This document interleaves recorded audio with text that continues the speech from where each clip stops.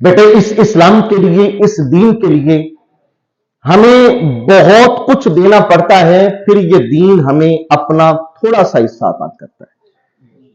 اس کی مثال دیکھیے گا، آج یہ ہمارے عزیز طالب علم کہ جن کا آج یہ سبق مکمل ہو رہا ہے، دورہ ریشی کو مکمل ہو رہا ہے، درس نظامی کا نصاب مکمل ہو رہا ہے، ایک لمبا سفر ہے۔ اس دورانیے کے اندر انہوں نے بھوک بھی کاٹی ہوگی، پیاس کی شدت بھی آئی ہوگی، موسمی شدتیں بھی قبول کی ہوں گی، بہت سارے مصائب و آلام دیکھے ہوں گے، لیکن صبر سے کام لیا ہے، ضبط سے کام لیا ہے۔ تو آج اللہ تعالیٰ نے ان کو کنارہ عطا کر دیا۔ اگر اس کلاس کی ابتدا میں دیکھا جائے تو یہ اتنے ہی تھوڑے تھے، ان کی تعداد تو درجنوں تھی، لیکن عزیز یاد رکھیے گا، نصیب والا وہی ہوتا ہے، وزن اسی کا ہوتا ہے جو ترازو میں رہتا ہے، اور جو دانا ترازو سے گر جائے نا وہ پھر کسی کا بھی نہیں ہوتا۔ جو دانا ترازو سے گر جائے وہ کسی کا بھی نہیں ہوتا، نہ وہ بائیں کے حق میں جاتا ہے، نہ وہ مستری کے حق میں جاتا ہے، بس پھر اس کو وہ چڑیاں کھا جاتی ہیں، وہ کیڑے مکوڑوں کے کام آتا ہے۔ اگر یہ انہوں نے تسلسل کے ساتھ ان مشقتوں کو برداشت کر کے، ان دکھوں کو برداشت کر کے، ان مسائل کو جو ہے نا بالائے طاق رکھتے ہوئے جہد مسلسل رکھی ہے، تو آج اللہ تعالیٰ نے ان کو کامیابی بھی عطا فرما دی۔ کامیابی کے لیے آپ کی استقامت ضروری ہوتی ہے۔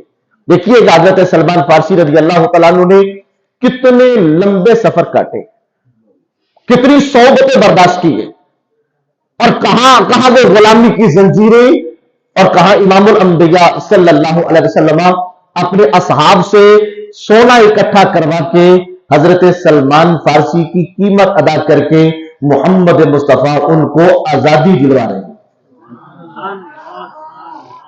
بھئی کبھی نہ کبھی بندے کا مول پڑتا ہے، جب 1000 بار کٹے تو پھر جا کے وہ ہیرا بنتا ہے۔ وہ ایسے چلتا چلتا ٹھوکر کھانے سے ہیرا تھوڑی بن جاتا ہے، ہیرا بننے کے لیے تو کئی زاویوں سے اس کو کٹنا پڑتا ہے۔ تو اگر حضرت سلمان فارسی رضی اللہ تعالیٰ عنہ نے یہ مشقتوں کے سفر سے اپنے آپ کو گزارا تھا، تو پھر میرے رب نے نتیجہ تن حضرت سلمان فارسی رضی اللہ تعالیٰ عنہ کے خریدار پھر کس کو بنایا کہ جس کے لیے میرے رب نے ساری کائنات بنائی۔ پھر رسول کریم علیہ الصلوۃ والسلام حضرت سلمان فارسی کے خریدار بنتے ہیں۔ تو میاں جب کوئی بھی طالب علم آخری منزل پہ آتا ہے نا، آخری کلاسوں میں آتا ہے، آخری سبقوں میں آتا ہے، پھر کچھ پریشانیاں لاحق ہوتی ہیں، اور حضور وہ پریشانیاں 3 بڑی ہوتی ہیں۔ سب سے پہلی پریشانی ہوتی ہے اب میرا کاروبار حیات کیا ہوگا، عملی سفر ہے، میرا گھر کہاں سے آئے گا۔ بہت بڑی پریشانی ہوتی ہے میرا شریک سفر کون ہوگا، میری شریکہ حیات کون سی ہوگی۔ یہ 3 بڑی پریشانیاں ہوتی ہیں جب بندہ اس مرحلے کے قریب آتا ہے۔ لیکن یاد رکھیے گا، اگر زندگی آپ نے استقامت کے ساتھ، اگر زندگی وقار کے ساتھ، اگر زندگی للہیت خلوص کے ساتھ، اگر یہ سفر تعلیم محنت کے ساتھ گزارا ہے، تو پھر بیٹا آپ کو ان 3 چیزوں کی پریشانی نہیں، بلکہ آپ نے رب کے لیے جب محنت کی ہوگی، اللہ تعالیٰ یہ تینوں اسباب پھر تمہاری ضرورت کے موقع پہ خود بخود عطا فرما دے گا۔ لیکن اس کے لیے محنت شرط ہے۔ دیکھیے گا سلمان فارسی رضی اللہ تعالیٰ عنہ اگر محنت کا سفر کیا ہے، مشقت کا سفر کیا ہے، تو کہاں بندوں کی غلامیاں تھیں اور کہاں محمد مصطفیٰ کی غلامی ہے۔ بھائی نوکری کی فکر ہے نا، نوکری کیا ملے گی؟ سلمان فارسی رضی اللہ تعالیٰ عنہ کی طرح اپنی محنت کو جاری رکھیے گا، آنے والے مسائب، آنے والے آرام سے اپنا حوصلہ نہ ٹوٹنے دیجیے گا، اپنی ہمت کو ہمیشہ جمع رکھیے گا، تو پھر نتیجہ دیکھیے گا کہ کہاں بندوں کے سامنے جھکا کرتے تھے اور کہاں اللہ تعالیٰ نے امام الانبیاء کی غلامی والی یہ عزت والی عظیم نوکری عطا فرما دی ہے۔ او میاں صاحب اگر بات کرتے ہو نا گھر کی، اگر بات کرتے ہو گھر کی، بلکہ گھر سے پہلے نوکری کی بات کر لیتے ہیں۔ سلمان فارسی نے ساری زندگی امام الانبیاء صلی اللہ علیہ وسلم کی خدمت میں نہیں رہے، حضور کی وصال زاری کے بعد صدیق پاک کے ساتھ رہے ہیں، صدیق پاک کے بعد عمر بن خطاب کے ساتھ رہے ہیں۔ عمر بن خطاب نے تو اپنے دور کے اندر ان کو عراق کا گورنر بنا دیا۔ اس وقت حالت کیا ہوگی کہ جن راہوں سے کبھی غلام بن کے گزرے تھے، جن راہوں سے کبھی گھر سے بھاگ کر گزرے تھے، جب ان راہوں کے اندر، ان علاقوں کے اندر گورنر بن کے گزرتے ہوں گے تو اس وقت ان کو سکون کتنا ملتا ہو۔ لیکن اس کے پیچھے دراصل جو مشقت ہے، دراصل جو مسائل پر صبر ہے، اصل کامیابی کی سند وہ ہے کہ اگر انہوں نے اس وقت اسلام کے لیے اپنا دامن نہ پھیلایا ہوتا، اگر اس وقت اپنے سینے کے اندر اسلام کے لیے ایک شمع فروزہ نہ کی ہوتی تو آج یہ گورنری کا تاج کیسے ملتا؟ مگر قربان جائے حضرت سلمان فارسی رضی اللہ تعالیٰ عنہ کے گورنر بھی بنے ہیں تو پھر کسی کے ہاتھ کی طرف نہیں دیکھا۔ میرے وہ بیٹے جو آج عالم بن کے اپنی عملی زندگی کے اندر قدم رکھتے ہیں، بیٹا زندگی میں کبھی کسی کے ہاتھ کی طرف نہ دیکھنا۔ سلمان فارسی بڑے خوددار آدمی تھے، کیوں؟ یہ مادرزاد غلام نہیں تھے، حالات نے غلام کر دیا تو کیا ہوا؟ اللہ نے غلامی کی زنجیریں توڑ دی۔ اب جو بیت المال سے ان کو وظیفہ ملتا تھا یہ خیرات کر دیتے تھے۔ عالم کو خوددار ہونا چاہیے، عالم کو وقار والا اور وزادار ہونا چاہیے، اور یاد رکھیے گا عالم کو کنجوس بخیل نہیں، عالم کو سخی ہونا چاہیے، عالم کو سخی ہونا چاہیے۔ سلمان فارسی کیا کرتے؟ جو وظیفہ آتا بیت المال سے خیرات کر دیتے، اور پھر اگلا کام آپ کیا کرتے تھے؟ اپنے گھر کا روزگار کیسے چلاتے؟ چٹائیاں بنا کرتے تھے۔ گورنر بھی ہے، چٹائیاں بھی بنتے، اور کمال کی بات یہ ہے وہ جو چٹائیاں بن کے جو آمدن آتی اس میں سے بھی آدھا خیرات کرتے اور آدھے سے اپنے گھر کا گزارا کیا کرتے۔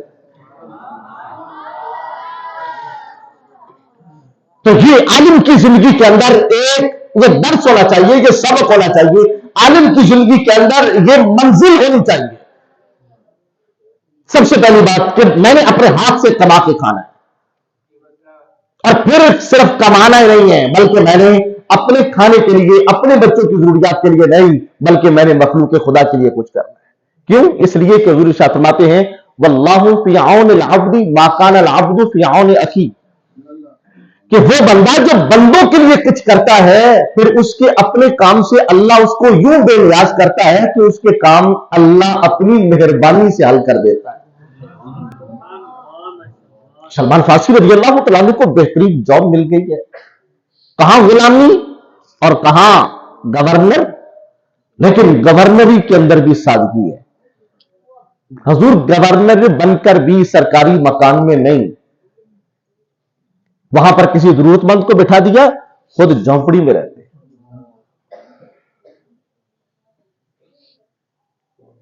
سواری گدے کو رکھا ہے سواری کے لیے، گھوڑا نہیں رکھا، گدے پہ سواری کرتے ہیں، اس پر بھی گدی نہیں رکھتے۔ کسی نے پوچھا کہ گدی کیوں نہیں رکھتے؟ کہا آرام تو آخرت میں ہے، دنیا آرام کے لیے تو نہیں ہے، آرام تو آخرت میں ہے۔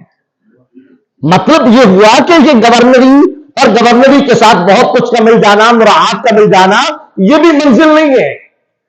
کیا کہا؟ منزل بھی اس کے بعد ہے، منزل بھی اس کے آگے ہے، اور وہ منزل کیا ہے؟ کہا وہ رب کی رضا کا مل جانا ہے۔ اور جب زندگی کا آخری وقت آیا تھا نا، زندگی کا آخری وقت، حضرت سعد بن ابی وقاص رضی اللہ تعالیٰ عنہ تیمارداری کے لیے تشریف لے گئے، یہ بیمار تھے، اور سلمان فارسی رضی اللہ تعالیٰ کی عمر بہت لمبی تھی، 250 سال عمر پر تو علماء کا اتفاق ہے، اور بعض نے کہا یہ 350 سال ان کی عمر ہے، اور کچھ نے تو یہ بھی کہا کہ انہوں نے حضرت عیسیٰ پاک کا زمانہ پایا، یعنی لمبا زمانہ پایا۔ اور اسی لیے اگلی حدیث میں بتا رہے ہیں کہ حضرت عیسیٰ اور امام الانبیاء کے درمیان میں 600 سال کا فاصلہ ہے. یہ اگلی حدیث میں ارشاد فرماتے ہیں. اتنا لمبا زمانہ، اتنا لمبا عرصہ پایا. بیمار تھے، صاحب بن ابی وقاص چلے گئے، رو رہے تھے. سلمان فارسی پوچھا روتے کیوں ہو؟ کا ڈر لگتا ہے کہیں جب میں حضور کی بارگاہ میں جاؤں تو میرے آقا مجھے دیکھ کر کہیں اپنا چہرہ نہ چھپا لے.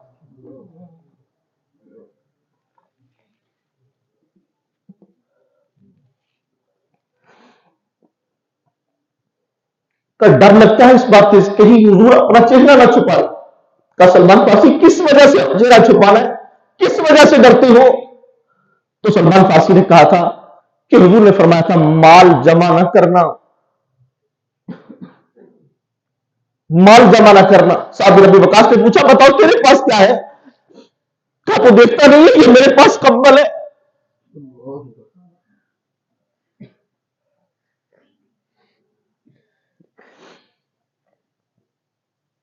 بھائی پھٹا ہوا کمبل جس کو پسند لگے،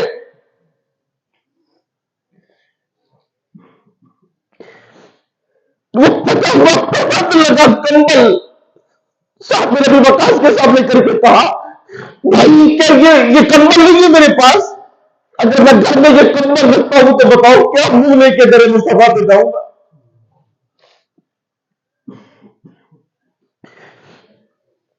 کس منہ سے جاؤں گا بارگاہ نبویہ کے اندر؟ اور پھر ساتھ میں قدم بڑھایا، پیالہ اٹھا کے دکھایا، کہا میرے گھر میں کیا نہیں ہے، میرے گھر میں جو پیالہ پڑا اس پیالے کے ہوتے ہوئے میں کیا منہ لے کے در مصطفیٰ پہ جاؤں گا؟ شرم آتی ہے مجھے زندگی گزاری ہے اور میں اپنے لیے یہ کمبل سنبھال کے رکھا. اور کتنے لوگ ہیں جن کو کمبل کی ضرورت تھی، میں نے یہ کمبل خیرات کیوں نہ کر دیا؟ کتنے لوگ تھے جن کو پیالے کی حاجت تھی، میں نے یہ اپنا پیالہ صدقہ کیوں نہ کر دیا؟ بھائی یہ زندگی ہے کہ اگر زندگی کا کچھ وقت ہمارا دوسرے کے کام آ جائے، اگر ہم نے یہ زندگی کمائی، عیش کی، خود کھایا، بس زمانہ گزارا، اس کا مطلب یہ ہے کہ زندگی تو نہیں ہے. اپنے لیے زندگی گزاری تو کیا گزاری؟ زندگی تو یہ ہے کہ جو زندگی دوسروں کے کام آ جائے. تو دیکھیے گا جاب کیسی ملی ہے، کہاں غلامی، کہاں گورنری. دین پڑھنے والے کو کبھی جاب کی فکر نہیں ہوتی. ہم نے دیکھا اسکول کالج یونیورسٹیوں کی جو طالب علم ہے وہ اپنے ہاتھوں کے اندر ڈگریاں لے کے مارے پھرتے. مگر اللہ کا شکر ہے، اللہ کا لاکھ بار شکر ہے کہ آج علماء غریب ضرور ہے مگر ذلیل نہیں ہے. غریب ضرور ہے مگر ذلیل نہیں ہے. اس لیے کہ وہ لاکھوں تنخواہیں لے کر بھی کرپشن کرے اور مولوی چھوٹی سی تنخواہ لے کر بھی اگر خیرات کرتا ہے تو اس کا مطلب کیا ہے کہ اللہ نے مولوی کو شکر کی دولت عطا کی ہے. اور شکر ہر بندے کو نہیں، شکر اللہ اس کو دیتا ہے جس پر رب راضی ہو جاتا. اور اس کا مطلب کیا ہوا کہ سلمان فارسی رضی اللہ تعالیٰ عنہ نے یہ عملی نمونہ دیا ہے زندگی گزارنے والوں کے لیے کہ ہم کیا کر سکتے. یہ مت سمجھنا کہ میں کر کچھ نہیں سکتا، اللہ نے تمہیں لوگوں کے لیے کرنے کو بہت ساری صلاحیتوں سے نوازا ہے. اور پھر اگر اگلے مرحلے میں اترتے ہیں کاروبار حیات کے بعد مجھے گھر بار کیسا ملے گا، تو حضرت سلمان فارسی نے زندگی مشقت کے ساتھ گزاری ہے. نتیجہ کیا دیا ہے؟ میرے آقا نے فرمایا سلمان تو میرے اہل میں سے.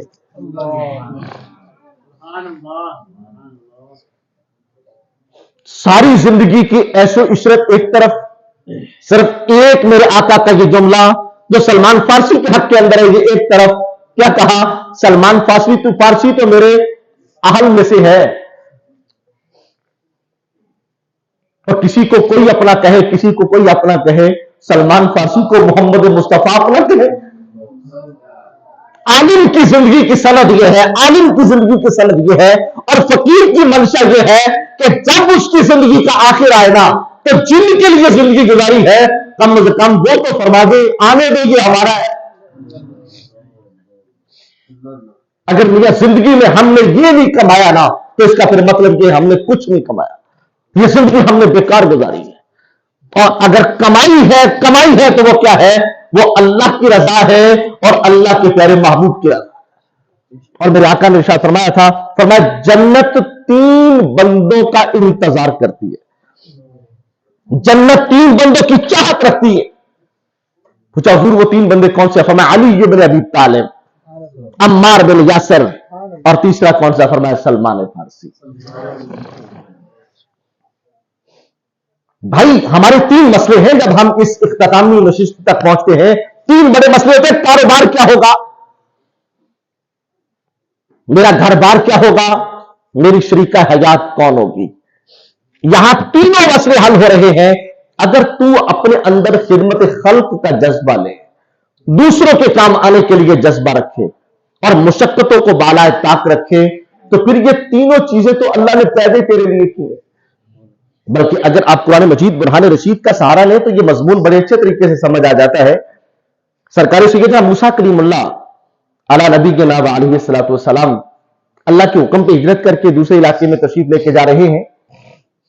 جب بندہ ہجرت کرتا ہے، اپنا گھر بار چھوڑتا ہے، پردیس ہوتا ہے، بہت ساری پریشانیاں ہوتی ہیں۔ سب سے بڑی پریشانیاں یہ تینوں ہی ہوتی ہیں کہ میرا کاروبار کیا ہوگا، میرا گھر بار کون سا ہوگا، شریکہ حیات کون سی ہوگی۔ موسیٰ کلیم اللہ علیہ السلام تشریف لے کے آتے ہیں، دوپہر کا وقت ہے، کسی جگہ پر پڑاؤ ڈالا تو کنواں ہے، لوگوں کو دیکھا کہ لوگ پانی بھر رہے ہیں، کچھ نہا رہے ہیں، وضو کر رہے ہیں، پانی بھر رہے ہیں۔ موسیٰ پاک نے دیکھا کہ ایک سائڈ پر 2 نوجوان لڑکیاں کھڑی ہیں۔ موسیٰ پاک گئے اور جا کر پوچھا، بیٹی کیوں کھڑی ہو، کیا وجہ ہے؟ کہا ہم بکریاں چرا کے آئی ہیں، ابھی اپنے جانوروں کو پانی پلانا ہے تو اس لیے کھڑی۔ کہا تمہارے گھر سے مرد کیوں نہیں آیا بکریاں چرانے کے لیے، پانی پلانے کے لیے؟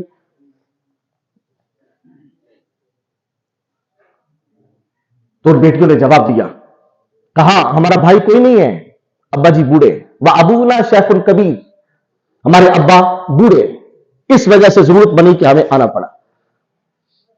تو موسیٰ کلیم اللہ علیہ السلام سمجھ گئے، آپ نے فرمایا بس تم یہاں ٹھہرو، تمہارے جانوروں کو پانی میں پلاتا ہوں۔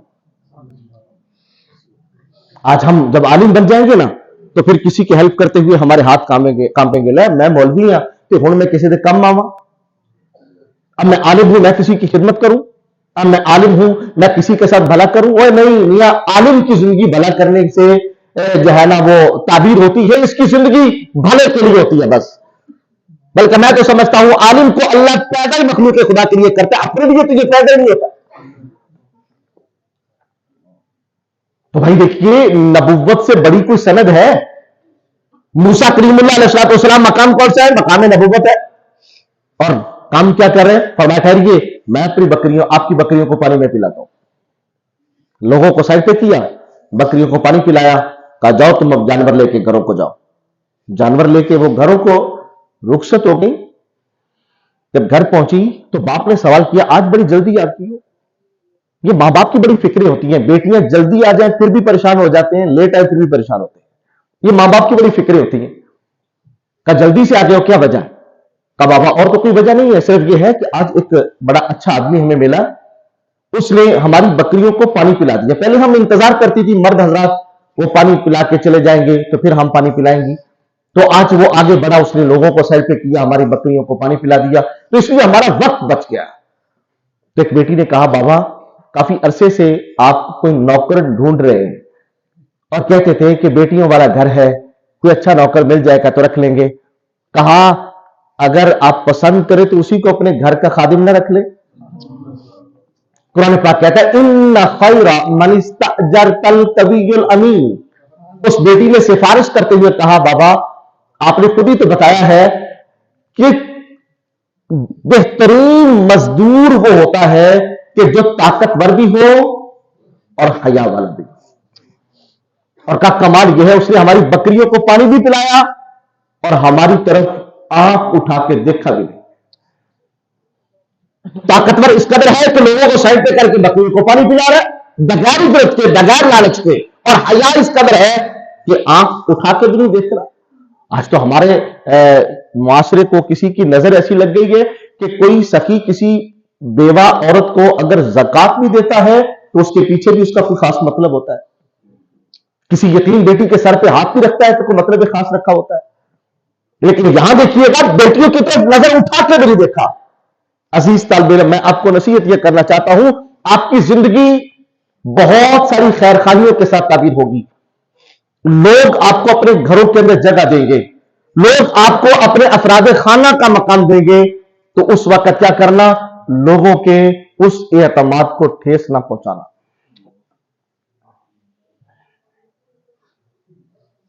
اگر خدمت کا مقام ہے تو کیسے کرنا؟ جیسے جناب موسیٰ کلیم اللہ نے کی ہے، لیکن اپنی ذات کا تحفظ ایسے کرنا کہ تمہاری زندگی کے اندر دوسرے کے لیے اس قدر حیا ہو کہ جس طرح تمہارا حیا تمہاری سکی ماں، بہن اور بیٹی کے لیے. تو باپ نے کہا ہاں اس کو بلا کے لاؤ. بیٹی آئی بلانے کے لیے، ابا جان بلاتے ہیں، موسیٰ پاک چلے، بیٹی آگے چلنے لگی، کہا نہ بیٹی پیچھے چل. یہ بھی حیا کا تقاضا ہے، عالم ہو اور جو رقصوں کے پیچھے چل رہا ہو. کہا نہیں بیٹی کا آگے چلنا نہیں بنتا، تو پیچھے چل. کہا میرا گھر آبادی کے اندر ہے، آبادی کے اندر بازار ہوگا، بازار سے چھوٹی گلی ہوگی، گلی کے اندر گھر ہوگا، آپ کو کیسے پتا چلے گا میرا گھر کون سا ہے؟ تو موسیٰ پاک نے کہا اس کے میرے پاس حل ہے. کیا حل ہے؟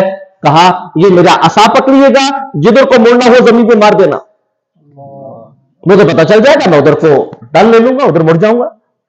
پہنچ گیا، سامنے بابا جی بیٹھے ہیں، جا کر آداب پیش کیے، تعارف پوچھا کون ہے؟ انہوں نے کہا کہ میرا نام شعیب ہے. اگرچہ اس مقام پہ علماء نے اختلاف کیا ہے کہ اللہ کے نبی شعیب علیہ السلام تھے یا شعیب علیہ السلام اللہ کے نبی کے علاوہ تھے. تو جناب سیدنا موسیٰ کلیم اللہ علیہ السلام کا انہوں نے اچھا تذکرہ کیا کہ بیٹیوں نے آپ کے بارے بہت اچھی خبر دی ہے کہ تم نے خدمت بھی کی ہے، بڑی بات یہ ہے نظر اٹھا کے بھی نہیں دیکھا. اگر پسند کرتے ہیں آپ تو ہم آپ کو یہ بکریاں چرانے کی خدمت نہ دے دیں. بیٹا پڑھ جانے کے بعد فکر جاب کی ہوتی ہے، جاب کیا ہوگی؟ دیکھیے آپ نے امتحان دیے ہیں، امتحان کے بعد ایک پریکٹیکل بھی ہوتا ہے نا. اب پڑھ جانے کے بعد ایک پریکٹیکل آئے گا. وہ پریکٹیکل کیا ہوگا کہ اب تمہیں فیلڈ میں جا کے، معاشرے میں جا کے بے لوث خدمت کرنا ہوگی، اور پھر وہاں پر تمہارا انتخاب ہوگا، چناؤ وہاں پر ہوگا. اگر تم نے اس فیلڈ کے اندر جا کر خدمت خلق کا جذبہ رکھ کے، اللہ کی مخلوق کا فائدہ سمجھ کے اگر تم نے بے لوث کچھ کام کیا تو آپ کی منزل کا انتخاب وہاں پر ہوگا. یہ منزل کا انتخاب پر جانے سے نہیں ہوتا، منزل کے لیے ایک پریکٹیکل دینا پڑتا ہے. جناب موسیٰ کلیم اللہ نے دیا ہے نا پریکٹیکل. اب انتخاب ہو رہا ہے کس بات کا؟ کہا اگر پسند کرے تو ہم تجھے جو نوکری نہ دے دے. تو موسیٰ پاک نے کہا پردیس میں نوکری مل جائے اور کیا رہ گیا مسئلہ، رہیں گے کہاں؟ شعیب پاک نے کہا تیرے لیے میرا گھر ہے. جس کو نبی کا گھر رہنے کے لیے مل جائے اور کیا چاہیے؟ سلمان فارسی کو نبی کا اہل ملا ہے نا. جس کو نبی کا گھر مل جائے اور کیا چاہیے؟ اجرت کیا ملے گی؟ کا وقت آنے پہ ہم اپنی پارسا نیک بیٹی کا رشتہ دیں.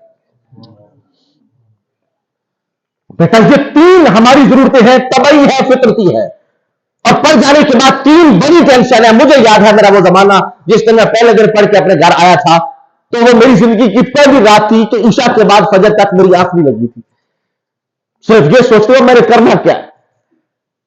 مولوی تھا، سوچتا تھا میں کر کیا سکتا ہوں. بس صبح کو اٹھتے ہی نماز کے بعد پہلا کام یہ کیا تھا، دکان کی چابی اٹھائی، دکان سے چلا گیا کہ چلو اور تو میں کچھ نہیں کر سکتا، میں اپنے بھائیوں کے ساتھ ان کی ہاتھ تو بٹا سکتا ہوں، ہیلپ تو کر سکتا ہوں. بس پہلے دن اٹھا اور اٹھ کے میں دکان پہ چلا گیا بس. لیکن مالک کو منظور یہ تھا کہ اس نے کام دکان کا نہیں لینا تھا، اس نے کام اپنے دین کا لینا تھا. مگر پریکٹیکل بیٹا کرنا پڑتا ہے. اب عالم بن گئے، گھر جا کے ہاتھ پہ ہاتھ دھر کے بیٹھتا ہے. عالم بن گئے ہیں، ننگے سر ادھر ہمیں چلتے پھرتے نظر آئے. عالم بن گئے ہیں تو تمہاری شکایتیں ہمارے تک پہنچے. تو پھر یہ پریکٹیکل کے اندر آپ کی ناکامی کے ذرائع ہے. اور کامیابی کے ذرائع کیا ہے کہ پتا چلے جناب وہ تو نماز تہجد کی اذان پڑھتے ہیں مولانا. کیوں 5 وقت نماز کے لیے نماز کے لیے امامت نہیں ملی، اذان کے لیے مؤذن کی جگہ نہیں ملی. انہوں نے کہا چلو اور تو کچھ نہیں ملتا، ہم چھٹے وقت کی اذان پڑھ لیا کریں گے، ہم تہجد کی اذان پڑھ لیا کریں گے. تو مجھے بتاؤ جب استاد گرامی کو یہ پتا چلے گا جناب مولانا کیا کرتے ہیں تعجد کی اذان پڑھتے ہیں، تو مجھے بتاؤ استادوں کے دل سے دعا نکلے گی یا نہیں نکلے گی؟ وہی تمہارا پریکٹیکل ہوگا. جب تم یہاں پریکٹیکل سے نکل جاؤ گے پھر فائدہ کیا ہوگا؟ پھر اللہ تعالیٰ تمہارے لیے بیٹا تمہاری منزلوں کو آسان کرے گا. اب وہ منزل اگر ہم لینا چاہتے ہیں تو پھر ہمیں عملی طور پہ پریکٹیکل کے لیے لوگوں کے لیے خیر خواہی اور لوگوں کے لیے اچھے جذبات رکھنے چاہیے. ہر کام کے پیچھے یہی سوچنا مجھے کیا ملے گا. بہت دکھ سے یہ جملہ کہتا ہوں، ایک عالم نے یہ بات مجھے کہی، ایسا دوروں میں آیا سی جنازہ پڑھان واسطے تے دیتا کچھ نہیں میں نے. وہ عالم صاحب دور سے آئے تھے، ان کو بلایا گیا تھا کہ آپ جنازہ پڑھا دیں. ہاں میں ادھر لمبا سفر کرتے ہیں میں بھی جنازے سے دیتا ہی کچھ نہیں. بیٹا زندگی میں یہ کبھی نہ سوچنا ہے یار میں کلخانے پہ جاؤں گا تو مجھے یہ ملے گا، میں ختم پہ جاؤں گا مجھے یہ ملے گا. نہ، اس کو کبھی ملحوظ خاطر نہ رکھا. یہ دنیا کیا ہے؟ اس مال کی تو حیثیت ہی کوئی نہیں ہے. وہ یار پیسے دے کر بھی تو تم نے اپنے کام لینے ہیں نا. اگر وہ مالک بغیر پیسوں کے تمہارا کام کر دے تو کیا ضرورت ہے گرنے کی؟ آپ قرآن پڑھتے ہو نا، وہ جو جناب موسیٰ کلیم اللہ علیہ السلام اور حضرت موسیٰ پاک اور خضر پاک کا واقعہ ہے. کام کیا کرنا تھا انہوں نے؟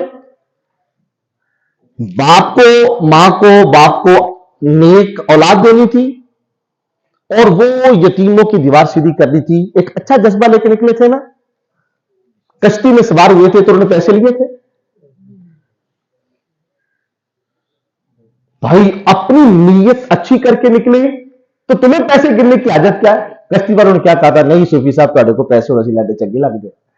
کئی بار ہوتا ہے استادوں سے پوچھ لے، ریڈی والے کے پاس کھڑے ہو جائے بوقت ضرورت کبھی کچھ لینے کا نہ جی کیڑی گل کر دو کیسے نہ کسی طریقے سے دیتے ہیں اور کچھ بھی نہ ہو تو کہتے نہیں ہے چلو یہ گلے کی برکت کے لیے رکھنا. کرنا چاہیے. عالم کو بے نیاز ہونا چاہیے تاکہ کل آپ کو دیکھ کے وہ چھپ نہ جائے، بلکہ اتنے وقار کے ساتھ زندگی گزارے کہ کل اپنے کانٹے سے نکل کے باہر آ کے آپ کا استقبال کرے کہ یار یہ بندہ میرے اوپر بوجھ نہیں ہے، یہ میری عزت نفس کا بھی خیال کرتا ہے، میری محبت کو قبول بھی کرتا ہے، میرا حق رکھتا بھی نہیں ہے بلکہ اوپر سے زیادہ عطا کر دیتا ہے. یہ بیٹا عالم کا وقار ہے اور عالمانہ وقار اس کو کہتے ہیں. تو کیا ہوا؟ اگر جناب موسیٰ کلیم اللہ خضر پاک کشتی میں بیٹھے تھے تو پیسے چاہیے تھے، مگر خیر کا کام کرنے کے لیے جا رہے تھے، لوگوں کے کام آنے کے لیے جا رہے تھے. تو کیا ہوا؟ اللہ تعالیٰ نے ان کے دل میں ڈال دیا مجھے پیسے لینے نہیں ہے. یہ ہے بھائی مطلب، یہ ہے مقصد. جناب موسیٰ پاک نے پوچھا تھا کہ انہوں نے تو رات کو ہمیں روٹی بھی نہیں دی، چرپائی بھی نہیں دی، تم ان کی دیواریں سیدھی کرتے ہو. ان کی نظر ظاہر پر تھی، مگر خضر پاک نے کیا کہا تھا؟ اے پیارے کلیم آپ کا راستہ اور ہے، میرا راستہ اور ہے. ظاہر پہ بیٹھانا جانا، باطن کی دنیا بھی ایک دنیا ہے اور اس دنیا کا جس کو حسن مل جائے پھر وہ دنیا کے اس ظاہر دنیا کے حسن کے پیچھے جاتے نہیں. مگر وہ نصیب والوں کو میسر آتا ہے اور وہ نصیب والوں کو میسر آتا ہے جس کو میسر آ جائے پھر وہ اس دنیا سے آنکھ بند کر کے کہتا ہے اس دنیا میں نے کیا دیکھا؟ جو دیکھا بیکار دیکھا. تو اپنی زندگی کے اندر دوسروں کے کام آنا اور دوسروں کی عزت کے پہرے دار بن کے رہنا. جیسے میں نے پہلے بھی عرض کیا کہ آپ کو لوگ آپ کے گھر کے مشورے آ کے آپ کے ساتھ کیا کریں گے؟ ان کے مشوروں کے امین بن کے رہنا. ایسا نہ ہو کہ ان کے مشورے ہو اور تم جو ہے نا وہ چوکوں میں وہ چگلی چوک بنا کے بیٹھ جاؤ، بعد میں پتا چلے کس نے بتایا؟ کام مولوی صاحب بتا دیں گے. نہیں، عالم کا کام کیا ہے؟ عالم امین بن کے رہے. اور بیٹا یاد رکھنا اگر امین بن کے رہو گے تمہارے یہ 3 مسئلے پھر بھی حل ہوں گے. اگر امین بن کے رہو گے 3 مسئلے حل ہوں گے. اللہ جاب بھی دے گا، اللہ اچھا گھر بھی دے گا، اللہ پارسا بیوی بھی دے گا. قرآن پڑھ کے دیکھ لیں جناب سیدنا یوسف علیہ السلام کو زلیخا نے روکا تھا، کیا کہا تھا؟ قالت حیت لک. جناب یوسف پاک نے کیا کہا تھا؟ قال معاذ اللہ، رب سے ڈر. اس نے اپنا دوپٹہ ڈال کے بت کے چہرے پہ کہا اب تو کوئی نہیں دیکھتا. کہا یہ تیرا معبود باطل ہے جو دوپٹے میں چھپ جاتا ہے، میرا خالق میرا مالک تو وہ ہے جو ان ظاہری پردوں میں بغیر حجاب کے دیکھتا ہے. اس نے کہا کدھر جائے گا؟ تالے لگے ہوئے ہیں، تالے، دروازے بند ہیں، تالے لگے ہوئے ہیں۔ تو یوسف پاک نے پوچھا تھا کھلتے کس سے؟ کہا چابی سے۔ کہا تالے کو کس نے بتایا چابی سے کھلنا ہے؟ کہا تالے کو بنانے والے نے۔ کہا اگر تالے کے بنانے والے نے تالے کو بتایا ہے چابی سے کھلنا ہے، تو کائنات بنانے والے نے کچھ طاقتیں صلاحیتیں تو مجھے بھی عطا فرمائی ہے نا۔ کہا تیرے لیے تالا بنایا ہے کاریگر نے، اور کاریگر کو کس نے کاریگر بنایا؟ میرے رب نے۔ کہا کیا کرے گا؟ کہا بھی دیکھ رہے تیرے تالے کھل جائیں گے۔ یک کے بعد دیگر 7 تالے ہیں، 7 دروازے ہیں۔ جناب یوسف پاک اشارہ کرتے ہیں، تالا کھل بھی رہا ہے، دروازہ بھی کھل رہا ہے، یک کے بعد دیگر سارے کھل گئے۔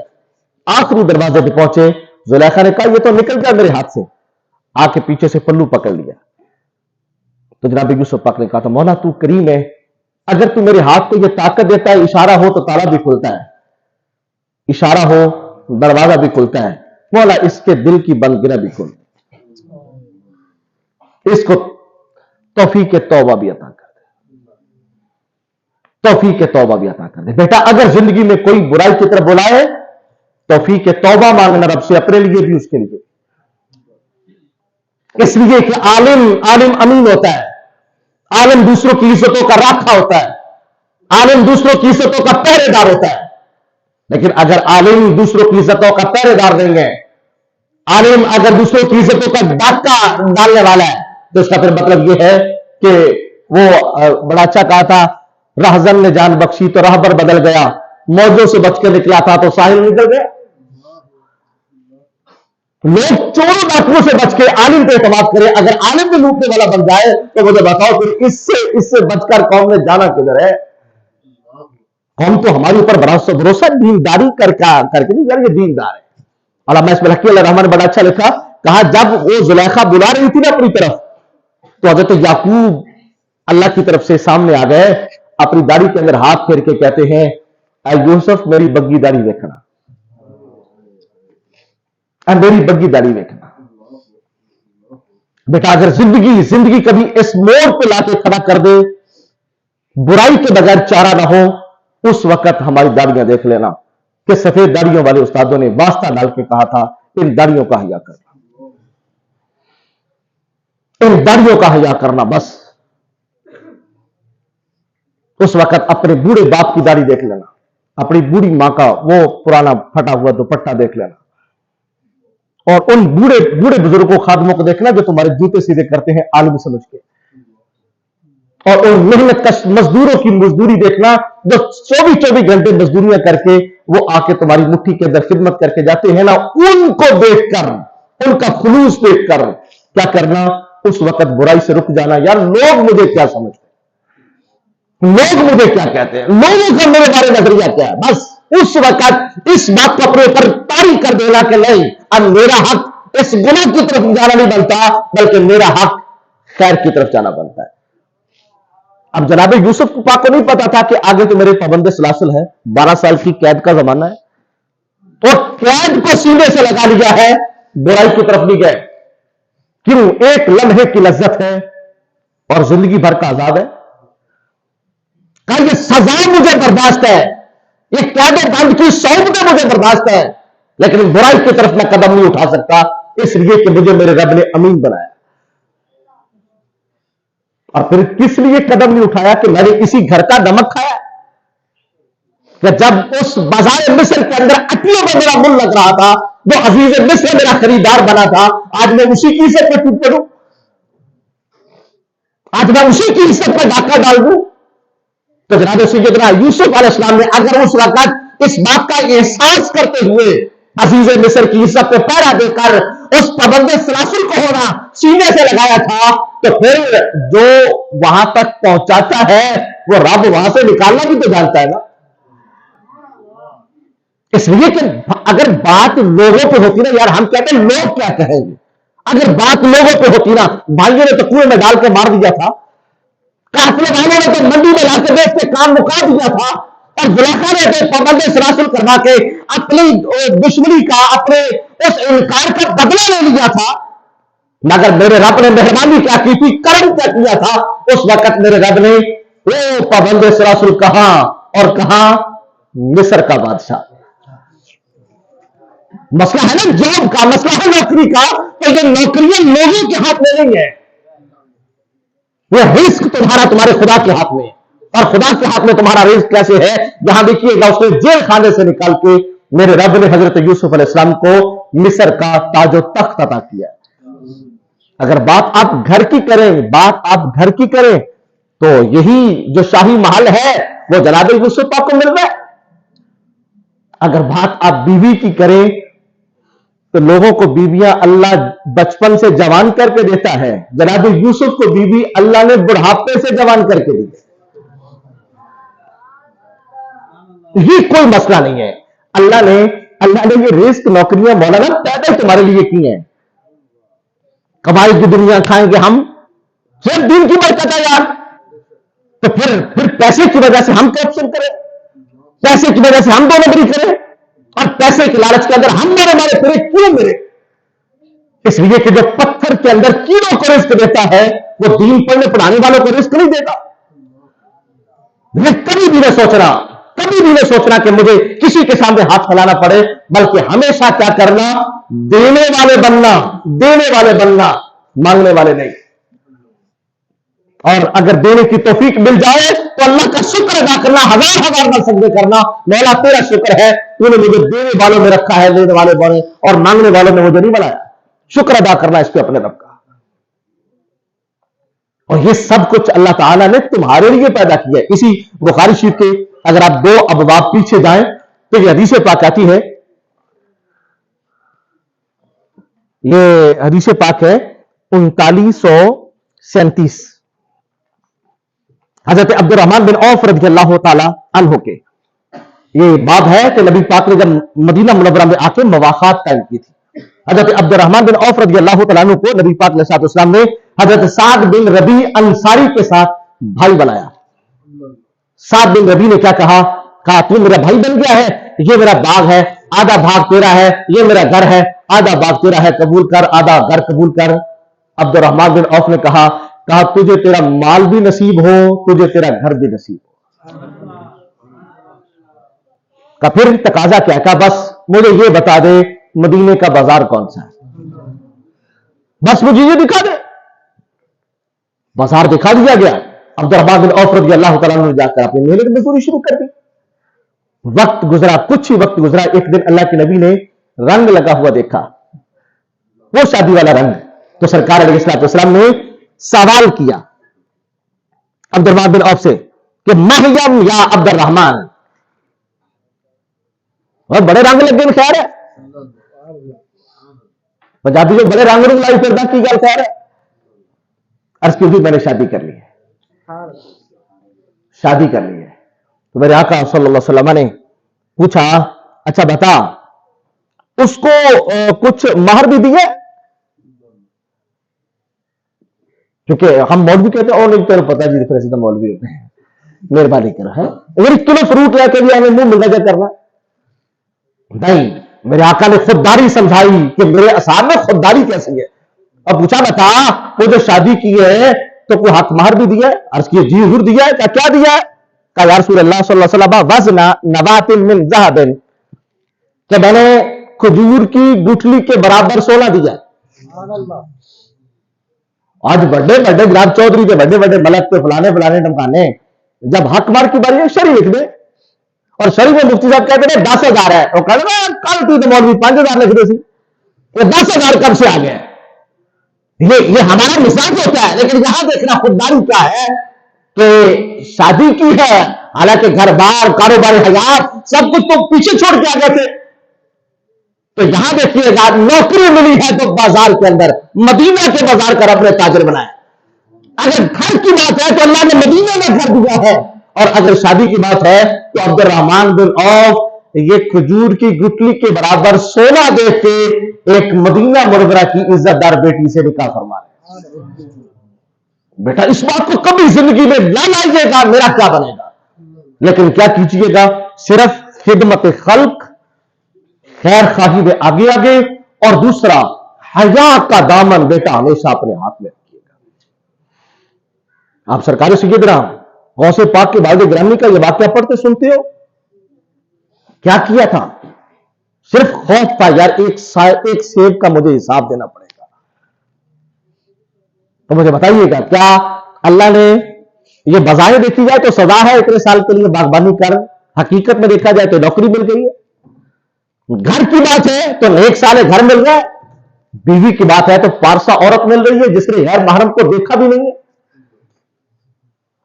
بھائی زندگی کے اندر یہ چیزوں کی کبھی ٹینشن نہ لینا، یہ تو رب نے پیدا تمہارے لیے کی ہے. بس یہ کرنا اپنی زندگی کے اندر خدمت خلق، دوسروں کے کام آنا، اور اپنی زندگی کے اندر حیادار بن کے زندگی گزارنا، امانت دار بن کے زندگی گزارنا. آج کے سبق کے اندر میں نے شاید زیادہ طوالت اختیار کر لی اور زیادہ باتیں آپ سے کر گیا، لیکن یہ نصیحت کے لیے تھی. امید ہے اس پر عمل کیا جائے گا. بیٹا آپ بحیثیت طالب علم آئے، اللہ کا شکر ہے بحیثیت عالم یہاں سے جا رہے ہیں. یہ طالب سے عالم تک کے سفر کے اندر بہت ساری تکلیفیں اٹھائیں. یقیناً اللہ تعالیٰ نے ان تکلیفوں کا تمہیں بہترین صلہ عطا کر دیا ہے. لیکن اس دورانیہ کے اندر اساتذہ کی طرف سے بہت سارے آپ کو گلے پہنچے ہوں گے، بہت ساری شکوے شکایتیں ہوں گی. انتظامیہ کی طرف سے بہت سارے آپ کو ظلم کا سامنا کرنا پڑا ہوگا. تو میں بحیثیت خادم اساتذہ کی طرف سے بھی اور انتظامیہ کی طرف سے بھی دست بستہ میں معذرت خواہ ہوں کہ آپ ان کو پہلے بھی نظر انداز کرتے رہے، آئندہ بھی آپ اس کو نظر انداز کریں گے. اور یہ ادارہ یہ آپ کی مادر علمی ہے، اس کے در و دیوار آپ کے لیے کھلے. اپنے ادارے کے ساتھ وابستگی رکھیے گا، اپنے اساتذہ کی شفقتیں اور وہ دعائیں ہمیشہ لیتے رہیے گا. اور جہاں کہیں بھی اپنی زندگی کے دن اور راتیں گزارو، دین کے سپاہی بن کے، ادارے کے نمائندے بن کے، اور اپنے اساتذہ کی تصویر بن کر زندگی گزارنا. انشاءاللہ کبھی بھی خسارہ نہیں آئے گا، بلکہ اللہ تعالیٰ قدم قدم پر تمہیں ہمیشہ برکتیں اور ہمیشہ تمہیں کامیابی عطا فرمائے گا. اور ایک بات جو بقیہ طالب علم ہیں ان کے لیے کہ بھائی اب چونکہ اسباق اپنے بالکل اختتام کو پہنچے، امتحان بالکل قریب ہے، تو ان ایام کے اندر سونا چھوڑیے، رونا شروع کیجیے. ان ایام کے اندر کھانے پینے کی بجائے روزوں پہ اور فاقوں پہ گزارا، زیادہ سے زیادہ محنت، تاکہ کم کھائیے تاکہ کم نیند آئے. زیادہ سے زیادہ وقت میرے بیٹے پڑھنے پہ اور امتحان پہ لگائیے. اور تنظیم کے حوالے سے یہ جو ہمارا آپ پہلے ذہن ہوتا تھا نا کہ آسان پیپر ہوتے ہیں، تو اس دفعہ تنظیم کے پیپر خاصے مشکل آئیں گے. یہ میں قبل از وقت آپ کو عرض کر رہا ہوں، پہلے والا ذہن نہ رکھنا. زیادہ محنت کرنا، زیادہ مشقت کے ساتھ اور زیادہ کوشش کے ساتھ اپنے امتحانوں کی تیاری کریں اور امتحان پاس کریں. اللہ تعالیٰ کامیابی اور کامرانی سے ہمکار فرمائے. وآخر دعوانا الحمد للہ رب العالمین. صلی اللہ علیہ وسلم سرکار کے داخل مبارک سے نکلے گئے ان کلمات کی برکت سے اے مالک مولا سب کو دین و دنیا کی خیر اور بھلائی عطا فرما. یا الہ العالمین یا ارحم الراحمین ان تمام کلمات طیبات کی برکت سے ہم سب کو نبی پاک صلی اللہ علیہ وسلم کا قرب عطا فرما. یا الہ العالمین یا ارحم الراحمین اے کریم ہمارے بچے جو اس علم ظاہر کو اے مالک مولا مکمل کر کے عملی میدان میں جا رہے ہیں، اے مالک مولا ان کو ہر میدان میں کامیابی اور کامرانی نصیب فرما. اے مالک مولا معاشرے کی تمام مشکلات کو ان بچوں کے لیے آسانیوں میں تبدیل فرما. یا الہ العالمین یا ارحم الراحمین اے مالک مولا بالخصوص ہمارے بچوں کو فکر معاج سے بے نیاز فرما. یا الہ العالمین یا ارحم الراحمین رسول اکرم صلی اللہ علیہ وسلم کا دین پڑھنے والے یہ طالب علم ہیں. یا الہ العالمین یا ارحم الراحمین ہمارے بچوں کو اپنی اصل اور نسل کے ساتھ وابستگی کی توفیق نصیب فرما. یا الہ العالمین یا ارحم الراحمین اے مالک مولا دین و دنیا کی ہر خیر اور بھلائی عطا فرما. یا الہ العالمین یا ارحم الراحمین اس ادارے میں پڑھنے والے جو طالب علم ہیں اور پڑھانے والے علماء قرہ حضرات ہیں، اے مالک مولا ہم سب کو اپنی بارگاہ سے خیر کے دروازے ہم سب کے لیے کشادہ فرما. صلی اللہ تعالی علی حبیبہ محمد و آلہ و اصحابہ اجمعین.